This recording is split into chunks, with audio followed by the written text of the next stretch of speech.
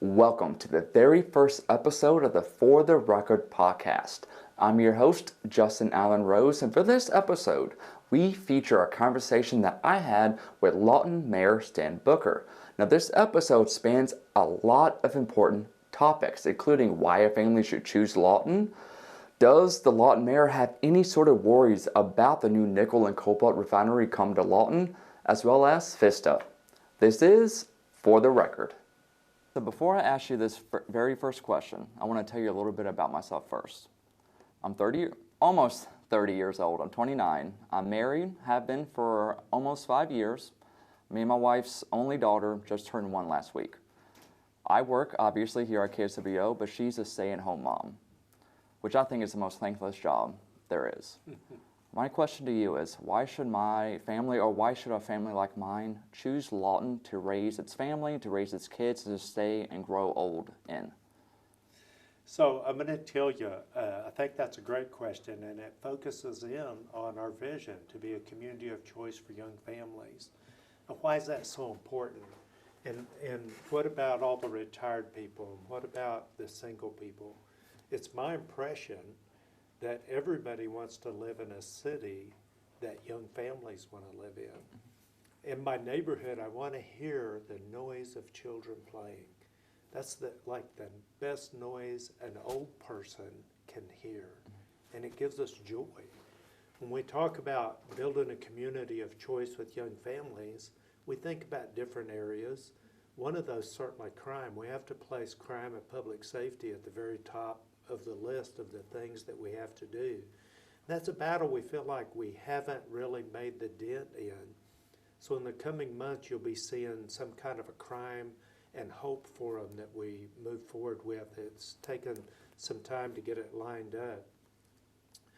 And but also if you look at our sports authority, you don't realize the power of your first question, because it's driving everything that we do. Community of choice for young families. Look at our youth and our youth sports authority. Our youth sports authority has a vision of having the premier youth sports program in Oklahoma. Now, why do we need that? Because parents want their kids involved in sports. But also sports teach a lot of life lessons, and sports help keep kids out of trouble. And so when you get down to it, I'm not trying to get too far away from your question, but you don't understand. The question you've asked interconnects to everything in the community. I don't know if you realize that. But when we can keep kids out of the juvenile system, we give them a better chance of being successful in life. I'm not talking about big money success. I'm talking about staying out of the penal system. Okay? When we do things like our arts programs, if kids are involved in arts programs for 4 years, they have a 34% higher graduation rate than kids that aren't involved in arts programs. Why is that important? Because 80% of everybody in jail does not have a high school diploma.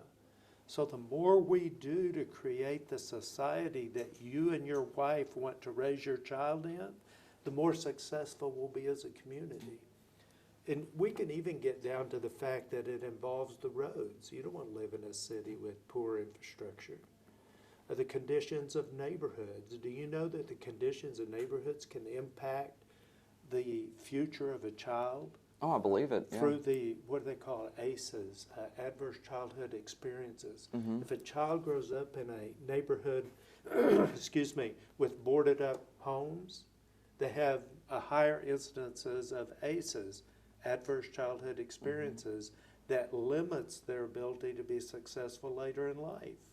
I saw I don't mean to interrupt, but I did, just for your point, I saw a study recently that showed, because parents always worry about, what am I doing? Am I hurting my kid's future by doing this? Am I not reading enough? And the study pretty much came down to the only thing that really has a true or a very statistically significant impact is where the kid grew up. Where the neighborhood the kid grew up, is it a good neighborhood or a bad neighborhood? And so to your point, it's the neighborhoods is a really big factor regarding that. It is, and that's one reason we have such a big focus on our D&D program. It's all about creating an environment that you want to raise your child in. We have to get rid of the dilapidated housing one way or the other. And so we have that program that if the property owners won't take care of their property, then we're going to tear it down, because we're intent to build neighborhoods where children can be successful. Can you tell me a little bit more about that program? So if somebody that owns their house, doesn't take care of it, the city could go in and pretty much knock it down. Does the individual still retain property over the lot? Yeah, the city never takes ownership. Even if they fail to pay their taxes, it goes to the county, not the city. So, and they're given time to do that, and they're given time to pull a remodel permit, but they have to show progress towards their goal of making it livable, okay? And so it's not like we just go in and randomly tear houses down. There's a process of notification, a process of 6 weeks to pull a permit, and then every month you have to show progress, okay? Yeah. You mentioned crime in that answer. One of the main things that might keep somebody or keep a family from settling in a certain area is going to be crime. I started a live blog of City Council, last City Council meeting. I believe it was on October 10th. I wanted you to explain something to me, because I didn't really understand it all too well. During the meeting, the police chief gave a presentation, and he showed a lot of statistics. He showed a slide that shows statistics about how many number of calls we receive compared to certain peer cities. And it showed Lawton, I think I have the statistics here, that Lawton received around 86,100 calls. I believe it was for 2022 it was, if I'm not mistaken. Every other peer city had a little bit lower. The closest was Norman. They received 60,000. The next closest was Edmond, and they only received around 32,000.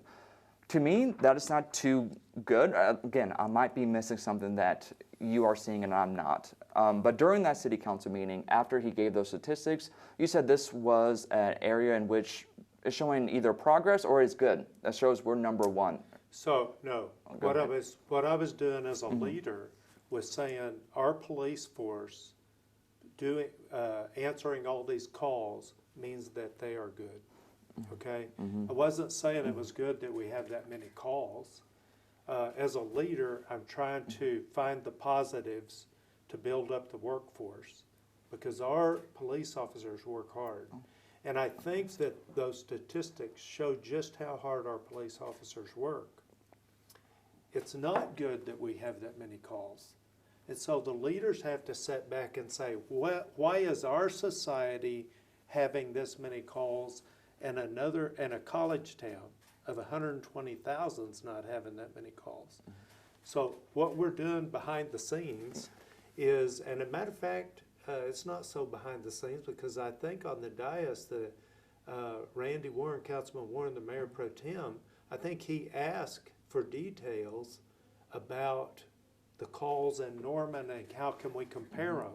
So behind the scenes, some of the staff is working to get more data on those other cities to make sure that we're comparing apples to apples.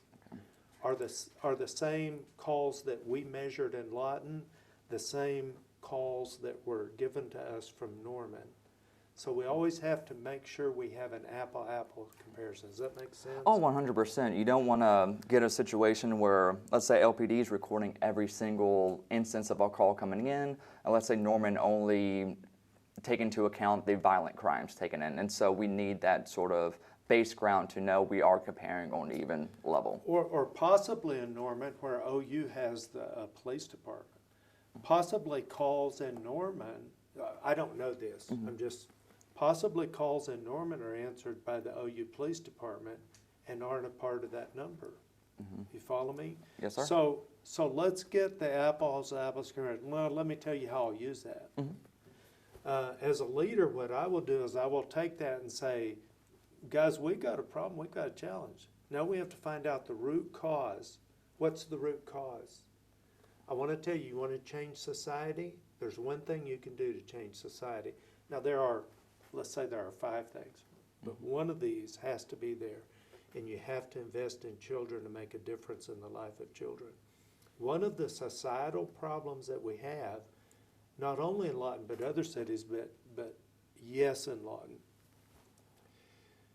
One of the things, I told this story at a program I was at Friday night, Care Providers Banquet of the AUSA. Why is STEM education so important was the topic that I was supposed to address.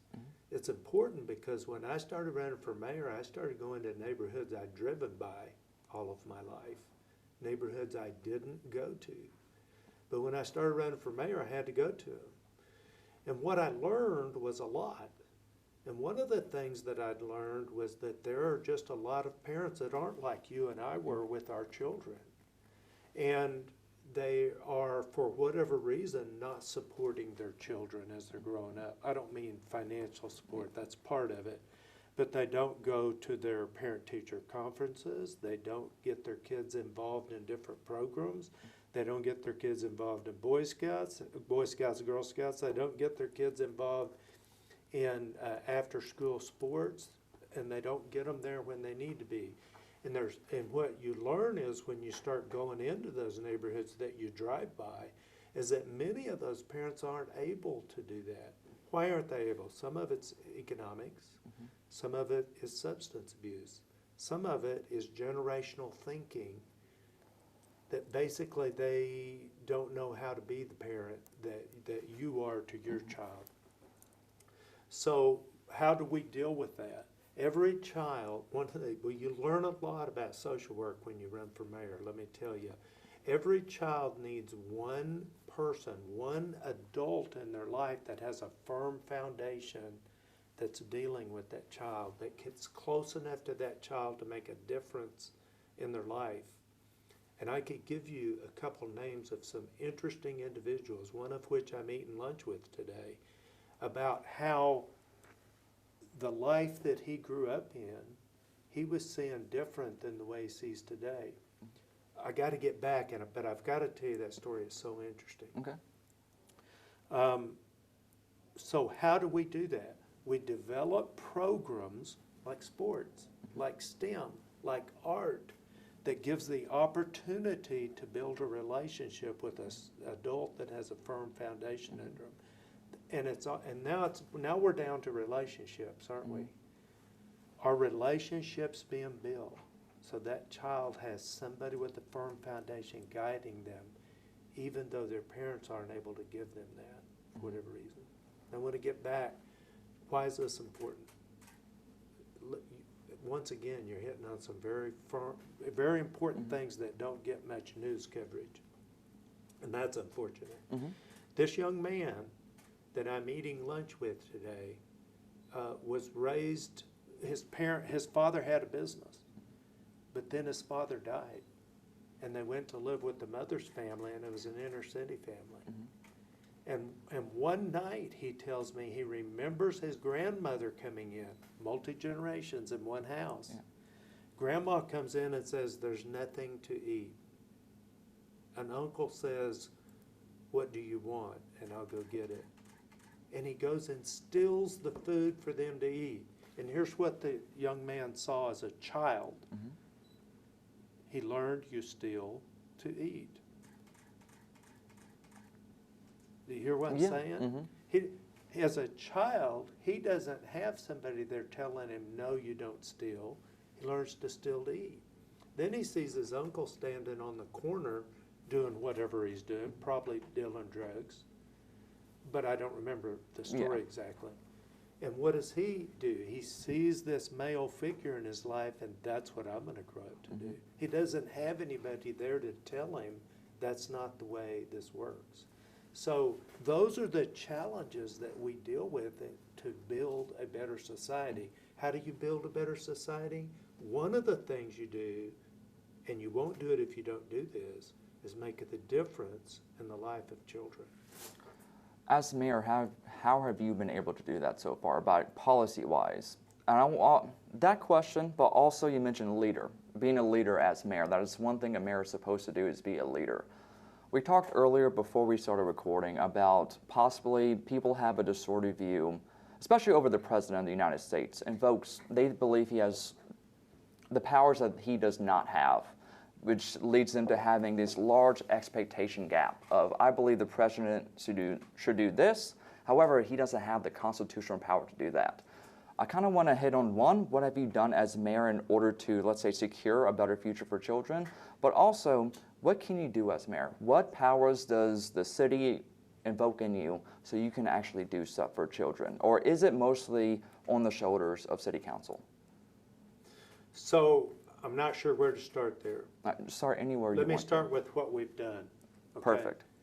Notice I said what we've done, because the mayor can't do it alone, but the mayor can lead it. I think we'll answer the second part of that question as we go through this. What we did was put in $6 million into youth and family, what we call our Youth and Family Committee. And the Youth and Family Committee, by the way, this was voted on by the citizens in the last Propel CIP extension. And what that does is it puts money into programs. And who picks those programs? That's important, because they are individuals that have experience working with children. They're not just each ward picks a person. We pick people like the juvenile judge, like the juvenile bureau director, like the former juvenile bureau director and the head of criminal justice at Cameron, and other people that work with children, like youth workers, pastors, people that work with children that understand what it makes a difference in a child's life. And they help fund programs that work through the city, but they're not city run. In other words, a nonprofit somewhere's running them, okay? And they help fund those. That program is doing good and impacting a lot of children, but it's not doing everything we need to do. We need to do more. Last year, we funded, one of the programs of that committee is a STEM summer camp in partnership with LPS.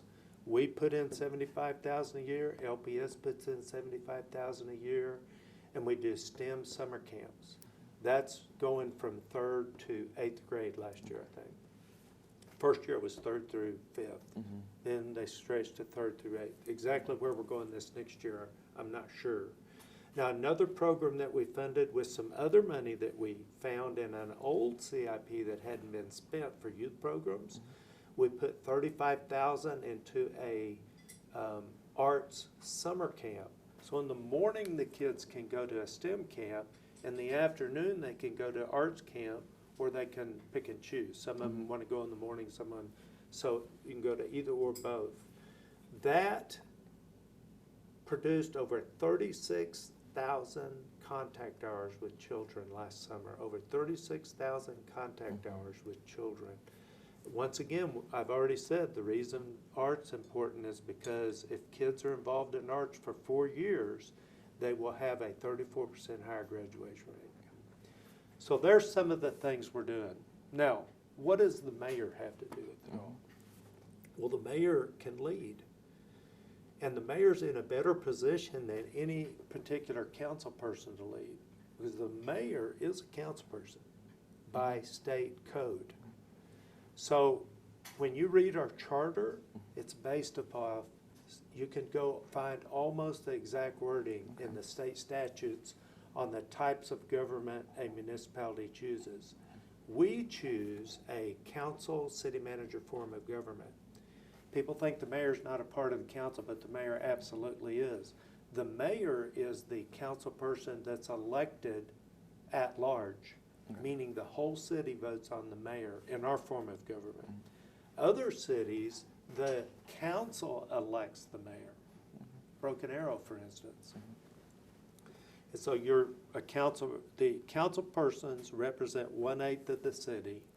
I represent the whole city. Then the council elects a mayor pro tem. He is their chosen elector of the council, and I work with him or her, it happens to be him, on so many things. We work together talking about how to move forward. Now, the mayor can start a lot of initiatives, and what people need to understand is the mayor's not the city manager.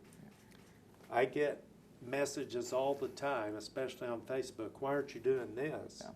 What I have to do is get somebody in administration to do it.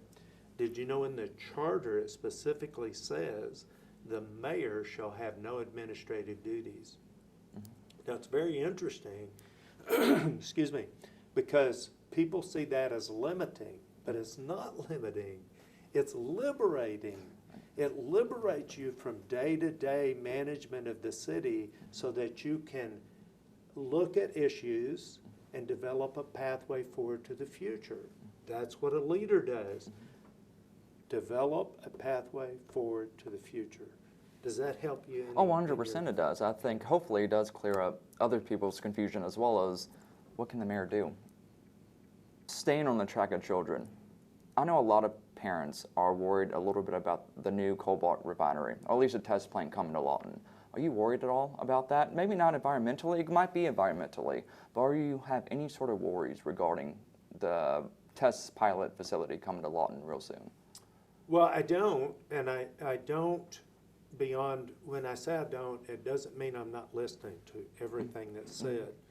And I even get some concerns that come up, but not to the level of worry. I just want to get the questions answered. Mm-hmm. And one of the questions at the town hall was they were asking for waivers from EPA or DEQ, Department of Environmental Quality. And what I want to know more is what kind of waivers are you asking for? West wind. Right. Yeah.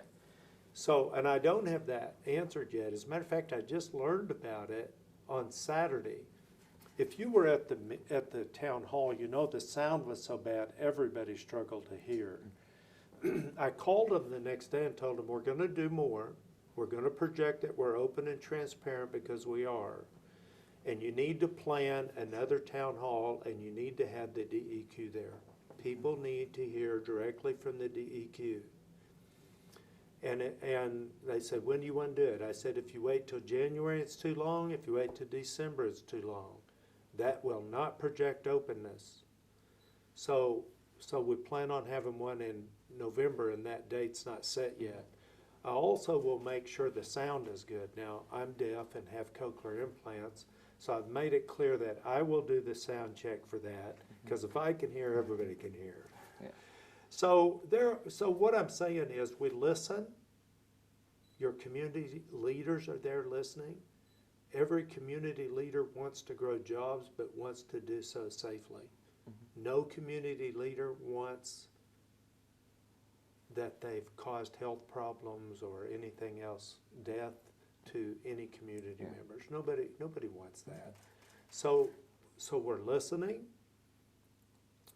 and we want we want those answers as well. Does that help you? It does. I believe it does. Is there a point where you might get to say, hey, this is not up to my level of standards for the city of Lawton?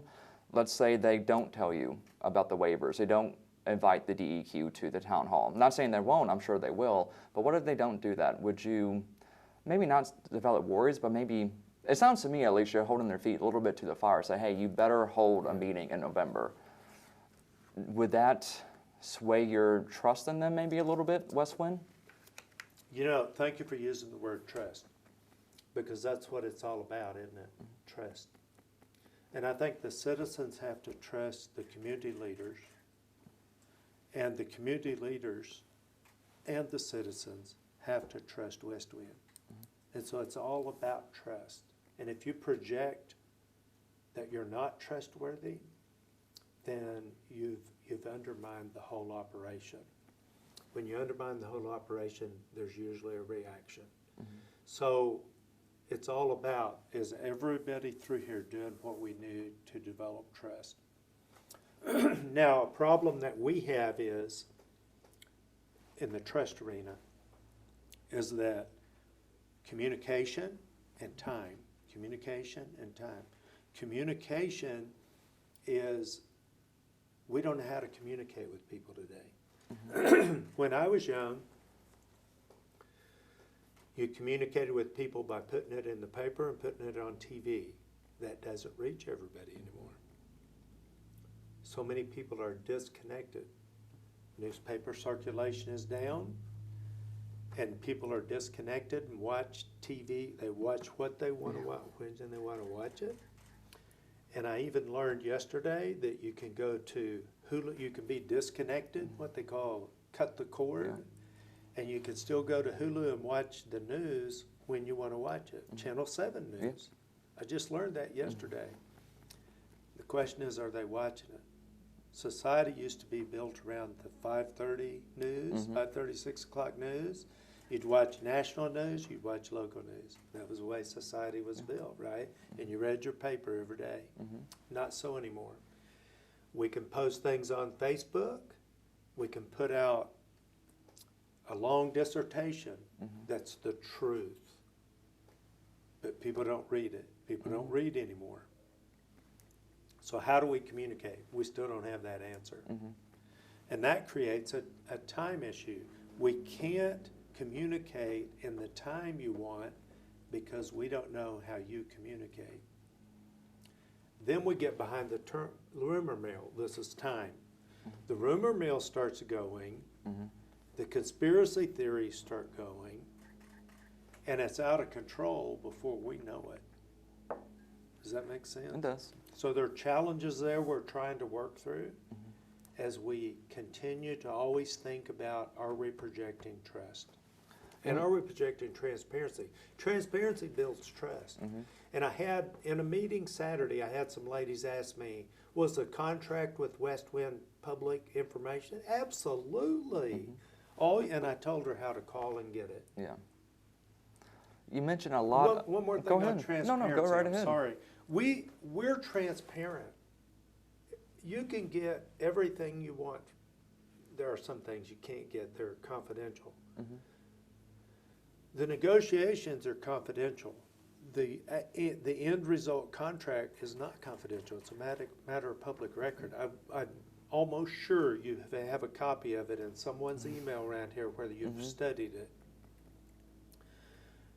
The problem is we're transparent. It's available, but we're not forwardly transparent by putting it out there until you ask for it. Yeah.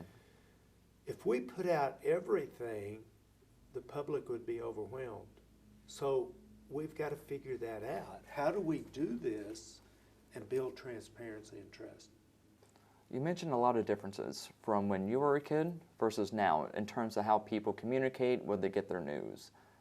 You grew up in Lawton, didn't you? Yes. What decade? I don't mean to age you. No, I don't mind. I was born in 1956, and I grew up in Lawton in the 60s and 70s. Graduated Eisenhower High School in 1974. Just had a funeral for our high school principal on Saturday, Dick Neptune, great man. I would imagine there's a lot of differences between Lawton back then and Lawton now. I want to know, from your point of view, what are the good changes and what are some of the bad changes that you witnessed at Lawton over that time? So I'm going to tell you, we walked to school. We weren't scared. We were warned. We were always warned. You don't talk to strangers and that kind of thing. Today, people don't allow their kids to walk as much. We didn't think anything about playing in a park. When I was in grade school and went to John Adams, there was one of those parks that's surrounded by houses, and you had a couple ways in. That's where we played. And we never thought about it being unsafe because you couldn't see it from a street. Today we think if a park's not visible from the street, it's unsafe. Those speak to society, not just Lawton. They speak to society at large. I would say, to me, that's the biggest frustration that we have. There are other things. I don't remember homeless people when I was a kid. I'm sure there were a few. But a few you don't see. Today the homeless problem is around 300 citizens out on the street. It's very visible. I have to wonder what in society, and by the way, this is across the country. It is. And it's like, what has changed that's brought all this about? And how can we make as a difference as a city? Did you know that poverty is not a municipal function? What do you mean by that? Well, there are political subdivisions, and each subdivision has different things that they do. There's the federal government. There are states. Those are 50 political subdivisions plus territories. Those are subdivisions. And then in the state, there are subdivisions. There are 77 counties. Those are subdivisions.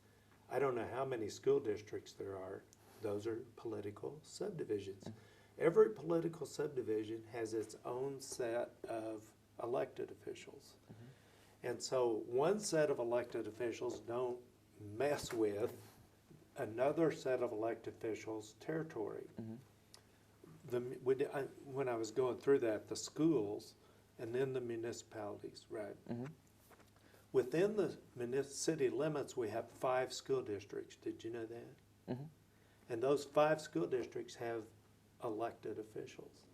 And we're elected officials, and the county's elected officials. So do you see how the subdivisions work? Feels really overlapping, and a lot of people kind of elbowing maybe a little bit to understand where my powers stop and where do they start a little bit. So some things that aren't ours. Poverty is not municipal, state, and federal.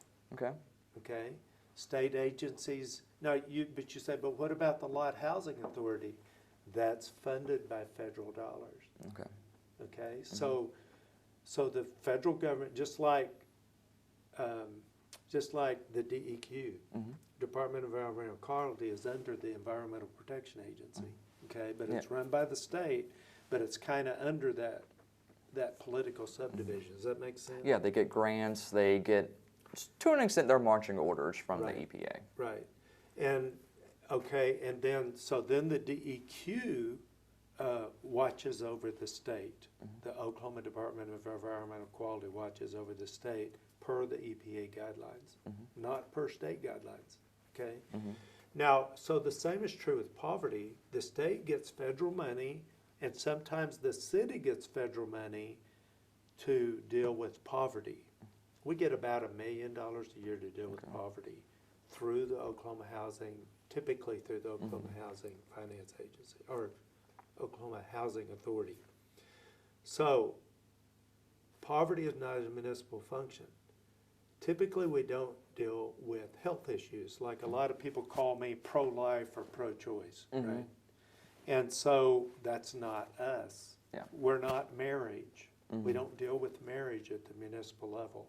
So there's and what I say is no Republican or Democrat, because if we start dividing and getting involved in the issues that divide our state and our country, we'll never get the street fixed. And so that's one of the, and so tell me about that. Does the city council run as Republican or Democrat? No, it's nonpartisan. And it was interesting because somebody recently was asked, is the mayor Republican or Democrat? And they said, I don't know. So do you see, the point is the things we deal with aren't Republican or Democrat. The street's not a Republican or a Democrat. Okay? Yeah. I want to talk about one more, I know we're running out of time, but I want to talk about one more policy before I ask you a couple more, let's say, personal questions about yourself.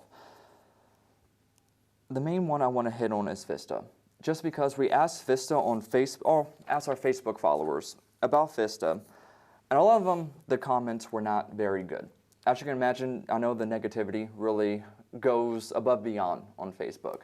A lot of them weren't good, but one person in that little Facebook comment thread seemed to be a manager at one of the shops in the Lawton Mall, the Central Mall. They said how a lot of promises, again, they claim, you can talk about them if you like, claim that a lot of promises were made to this individual or to just the shops in the Lawton Mall about more shops were going to come, more entertainment, and possibly more dining. They said these promises have not been met. Why haven't they been met? Well, that's a great question. And I don't know what promises they were made or who made them. It's unfortunate that the world is changing in the way of retail. Malls are dying all over the country. It's not just here. We have a plan to do something with our mall and turn it into a job generator. The retail portion of that's not working out like it was hoped that it would be. We are doing some things to try to bolster that, but it's never going to be what it was, because the world is changing. We can do some things. I actually talked with the FISTA administrator this morning about let's find a way to put a children's museum in, to incentivize that in some way. Hopefully the city doesn't have to do it. We're talking about doing some things along an indoor park idea, and to utilize that property so it doesn't sit there empty like it is in some other communities.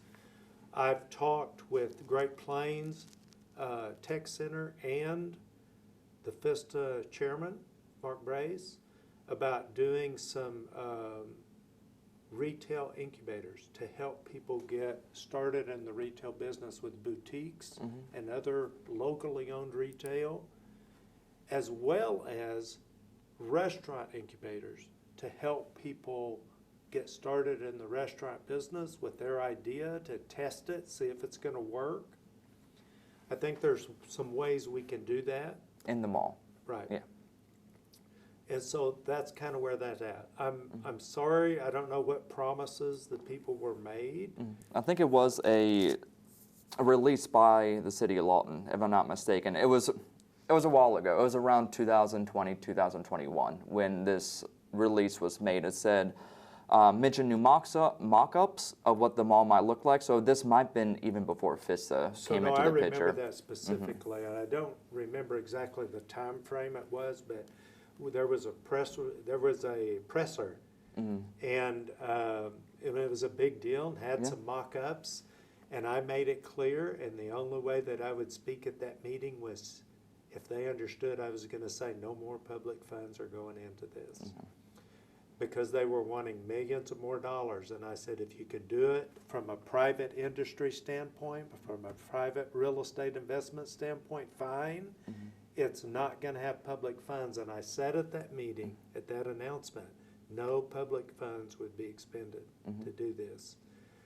And unfortunately, the developer that they had looking at it wasn't interested after he got to looking at what the investment would be. So that's where all that went. Okay. And so that's when that FISTA picture came in clear. No. Okay. The FISTA picture was already in. Okay. It was a dual mission focus. Yeah. The FISTA job creation, high-tech support for the Futures Command at Fort Sill, that was part of it.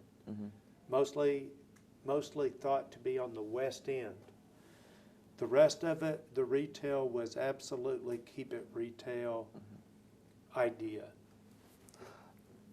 We kind of hit on a lot of things here about changing times. People change the way they watch TV, they get the news, and they even change maybe how they shop, going to Amazon instead of local. Is that something that Lawton is going to have to face head on into this new kind of era we are coming into?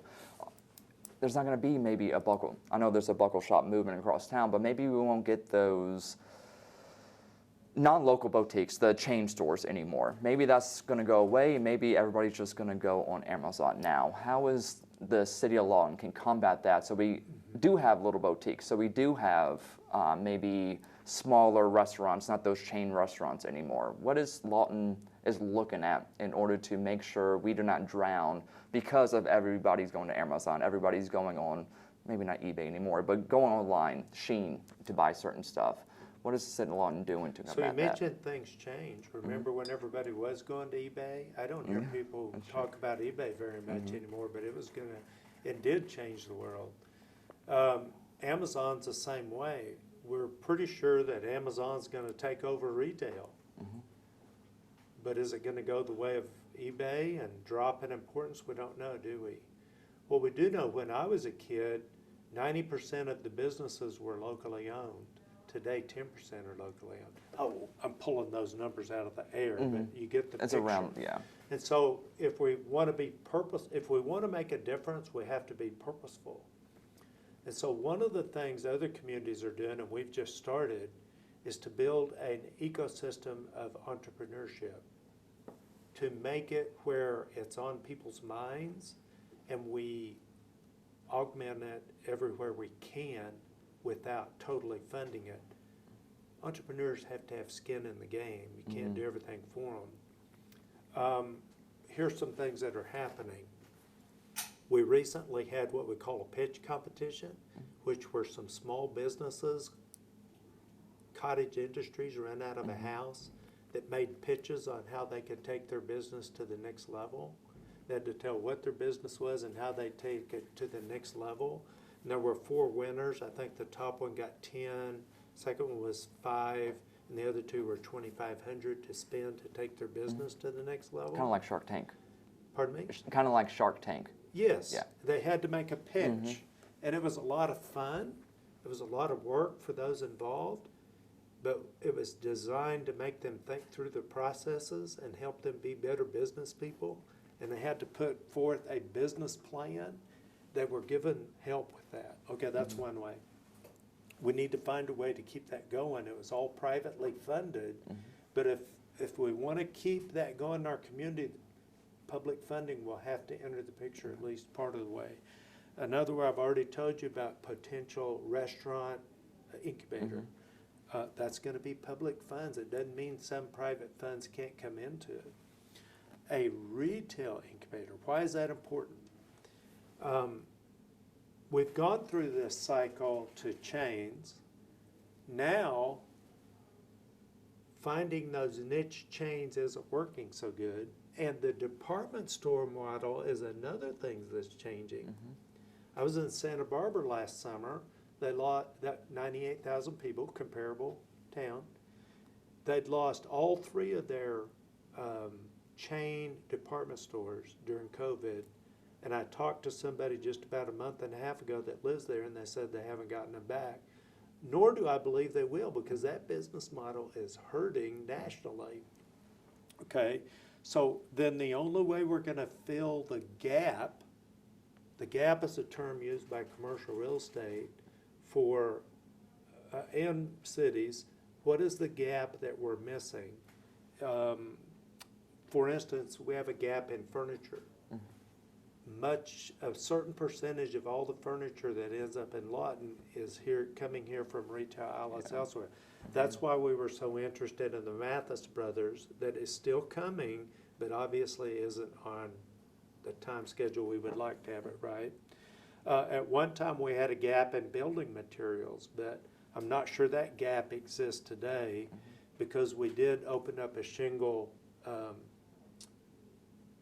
warehouse, which was bringing a lot of that local and not being shipped in. Does that make sense? It does.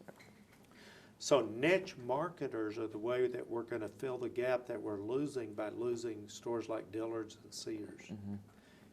We can either get niche chains or we can develop locally. I prefer to develop locally. One more question, and I ask this question because people tend to bond over hardship or get to relate to people because of hardship. I want to know if there's any hardships throughout your life that really inform your decisions and your actions as mayor of Lawton. So, I've been very fortunate in my life, and I am what I believe most people would call a successful real estate investor. And my father, when I was a child, was a milkman. And we did, even back way before you were ever born, milk was delivered to the house. And I still remember going on those home delivery routes with him. So things weren't easy. I didn't know how bad they were, but I always had in the back of my mind that my mother said I couldn't afford to join Cub Scouts. And so I always knew that we didn't have a lot of money. And I knew that we didn't get as much as other kids at Christmas, but we had a good family life. It was a good family life. And we were taught that we could be anything that we wanted to be. We just had to be willing to invest in what it took to get there. Was it education? Was it hard work? we had to make that investment, but we could be anything that we wanted to be. We were always taught that. And so that is, while things as a child were not great, and things got better as a child too. And my dad ended up owning his own grocery store that he later went broke in, by the way. Yeah. But, and all that happened during that time frame, from milkman to owning a store to bankruptcy. And all that happened while I lived at home. Now, I don't know if you call that hardship. I look back on it as part of the tools that went in my toolbox that made me what I am today, that I'm able to talk about and encourage children with there is a bright future for them in this country. I don't know if that answers your question. No, it does. It does. And with that question, I'll let you get out of here because I know you have a busy day. But I more than appreciate you coming and Thank talking you. to me. And I hope you enjoyed can it. hope you can come back again and maybe we talk about something else. All right. I love to talk about the way government works because it is a frustration that the citizens don't understand how their government works. Is there anything else you'd like to talk real quick about that, That's or probably save a that whole for? show. Sounds And perfect. We could sit down probably and put out an outline of how we're going to do it. Would probably be the best way. That sounds perfect. All right, Again, love it. well, thank you. Thank you so much. I hope you enjoyed the very first episode of the For the Record podcast, and I hope to see you back here in 2 weeks' time. Again, I'm your host, Justin Allen Rose, and this has been For the Record.